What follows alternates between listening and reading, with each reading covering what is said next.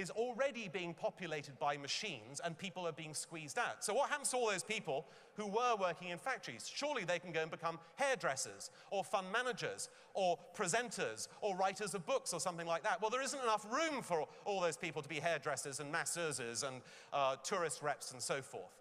And so more and more people are permanently going to be out of work. This youth unemployment is not just because of the economic crisis, it's because people don't need people to work in companies anymore.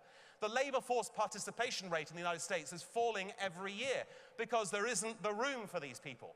So the effect of that is that the few people, the few corporations that make money are going to be taxed more and more and more to pay for those who are basically doing nothing or doing non-jobs. It's a fact. We are going to be increasingly taxed. There are some ways in which Britain might escape that by improving skills, by flattening the rate of taxation, but generally the Western world has had it. The developing world is in a worse situation, though. In Nigeria, there are 70 million youths who are unemployed. There are 280 million people in the whole of Africa who don't have a job at the moment, and that's going to rise to 400 million. These numbers are absolutely staggering, and there is no obvious way in which they're going to find jobs. There's not enough for them to do in a world of additive manufacturing, 3D printing, nano manufacturing, in which almost every single function that is performed by humans can be done by a machine. Take as an example driverless cars, all right? Seems like a fantasy. 4 years ago, I told you about fracking. You all know what fracking's done.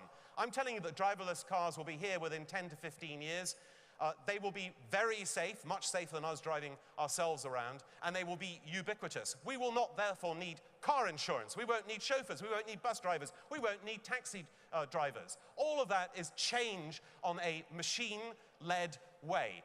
You've also got agribots working in agriculture. They can reduce the consumption of fertilizers by 80%. You've got robots working in schools now, believe it or not, teaching English to Japanese and Korean kids.